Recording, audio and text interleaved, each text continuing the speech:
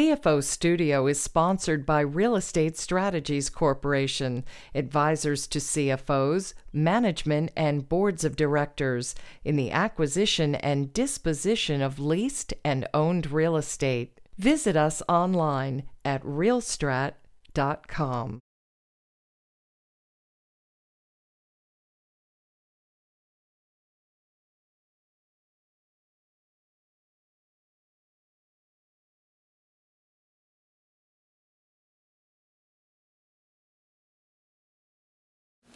Hi, this is Andrew Zezas, your host at CFO Studio. I'm joined today by Gerry Najarian, principal of the Remington Group. Mr. Najarian has a background in manufacturing as a CEO, CFO, and as an operations consultant. Gerry's here today to talk to us about the state of manufacturing in the U.S. and in the state of New Jersey. Gerry, it's great to have you here on CFO Studio. Thanks for joining us. Thanks for having me. Pleasure to be here. Gerry, manufacturing is a hot topic lately, especially across the country. And you've actually got some pretty interesting views on the topic. Specifically, you've shared with me that it's your opinion that manufacturing has never really left the United States.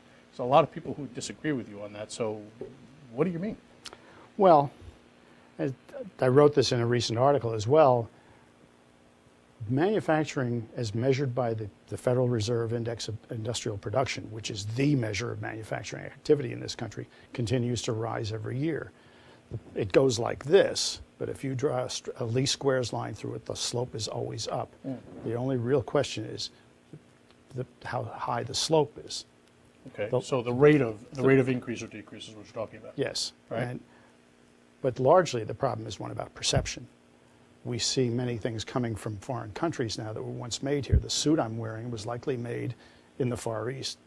I know the shirt was, and many of the parts of my car were.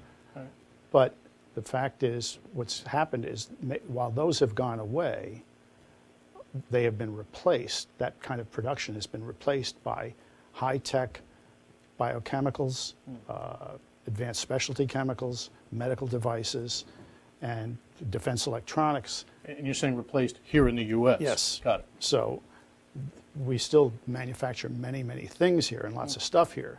It's just that it doesn't seem that way. And it's shifted in terms of what we manufacture. Yes, okay. A lot of it is shifted in terms of what, but it's also the visual. The visual is we no longer see the large factory with thousands and thousands of people still, queued up for the shift change with the factory belching smoke out of it. In fact, right here in New Jersey, just over the river from Trenton in Fairless, Pennsylvania, 25 years ago, there was a steel mill, the U.S. steel mill that employed 12,000 people. And if you watch the shift change, you'd see 4,000 people lined up to change shifts. Amazing. And we no longer see that, and people think, well, manufacturing's gone. It's not. It's a perception thing. It's changed. It's changed, and the visual has changed, and the types of products that we make have changed. So perceptions that we live in a service economy notwithstanding, you're convinced that manufacturing is here, it's always been here, and it'll continue to be here. Yes. Go ahead, I'm sorry. As a percentage of gross domestic product, manufacturing is smaller, but it's still in absolute numbers. It's still significant, and it's still growing. And it's still strong. Still strong. Why is manufacturing so important to the U.S. economy? Well, a couple of reasons. One, manufacturing companies are able to pay higher wages. Mm-hmm. Now, while manufacturing employment is decreasing, and we can talk about that in a moment or two, manufacturing wages are typically higher than any other production type wages, whether it's in a paper workshop or any other kind of shop. Mm. So higher wages is a good thing. Of course. But more importantly, or equally importantly, manufacturing activity has a ripple effect in other tangential service industries. Sure. For example, in your world of real estate, if there's more manufacturing, there are going to be more factory buildings, right. There are going to be more warehouse buildings, right. There are going to be more depots and all that sort of... More offices, more offices. Supply services, sure. That's right. The insurance company down the street will need more buildings to insure more product. We insure things more than we insure, circumstances. Right. So there's a lot of other things that happen when manufacturing builds up. And so do you think manufacturing could ever continue to grow at the pace in this country that it once did? I think it could. I think, you know, if we come back to the numbers again, manufacturing grew at its highest pace in the period between 1970 and 1990, at which point it grew 4% per year, which is an enormous percent. It's now growing at about 1.5, 1.8%. So from 4 to less than 2. Okay. Yeah, and the challenge is to get it growing like it was growing between 1970 and 1990 again, and I believe that can be done. But I don't believe it can be done by simply waiting around and hoping that circumstances will change, which appears to be what we're doing. It needs to have directional policy focus by the national government. State governments are doing something because they have to compete with one another to get the local factory or warehouse located in their state. But the national government needs to be adopting policies that direct the economic conditions that make manufacturing successful. Countrywide. Nationwide. Yeah, nationwide. And those things are things like logistics, infrastructure, location infrastructure, the labor force, and an industrial policy. And people don't like to hear about industrial policies in which industries are targeted for growth and protection. Right. You know, it's one thing to let sneakers be made in Indonesia. That couldn't be stopped.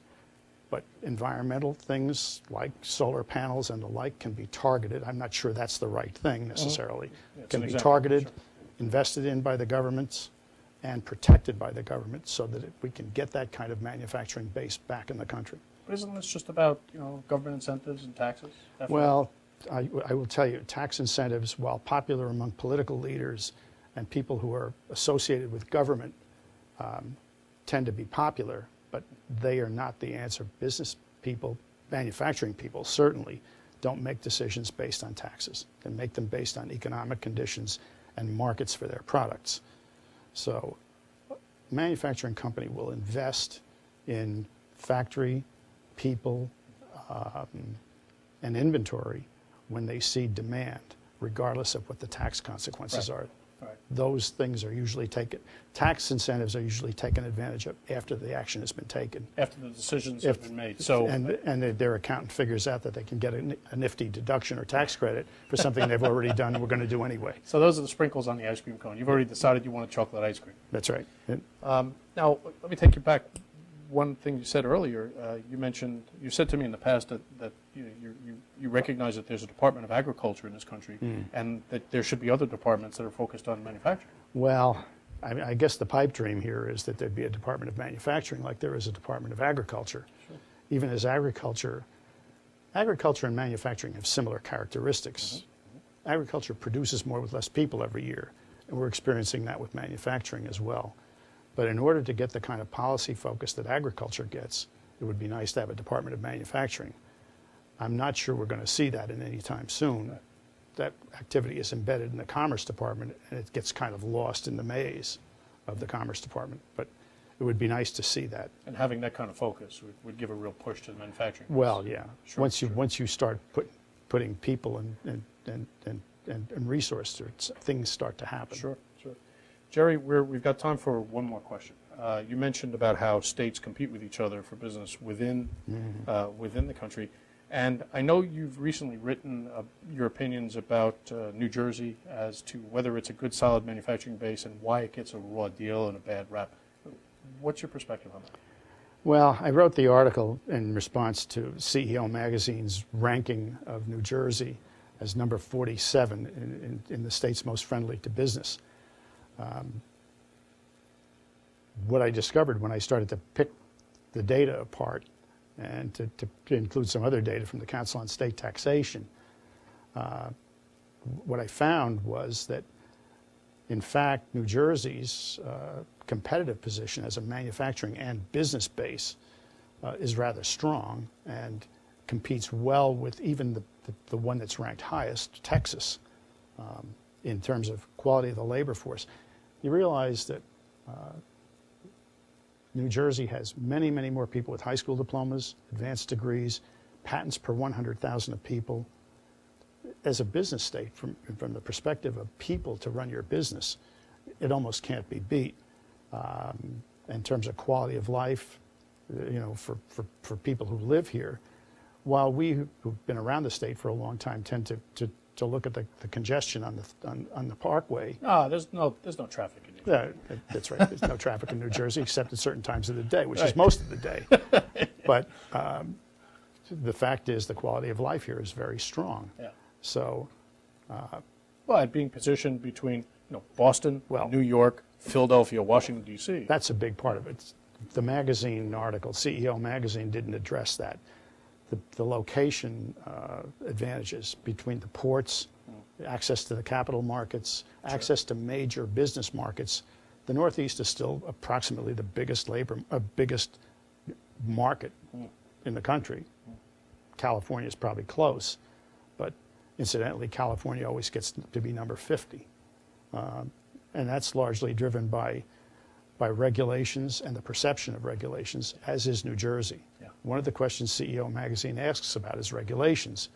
Well, if you compare Texas with New Jersey, and Texas is going to seem more desirable because it has fewer regulations. Right. New Jersey, a densely populated state, has got to have environmental rules. Yeah. Otherwise, the impact on people's health would be enormous. Right. A state the size of Texas perhaps could lose that. So you're convinced that New Jersey is a great place for manufacturing? Absolutely. It's a very good place for manufacturing. I think a lot of people would agree with you, Gerry. Gerry, listen, this has been great. Thank you for visiting with us on CFO Studio. I hope you'll come back and see us again. Thank you. It's been great Pleasure to be here. Thank you. This is Andrew Zezas, your host at CFO Studio, with Gerry Najarian of the Remington Group, saying thank you very much for watching. We'll see you again. The CFO's Guide to Understanding Corporate Real Estate Transactions is packed with almost 200 pages of insightful real estate acquisition and disposition strategies. Request your free copy online at cfostudio.com. CFO Studio is sponsored by Real Estate Strategies Corporation, advisors to CFOs, management, and boards of directors in the acquisition and disposition of leased and owned real estate. Visit us online at realstrat.com.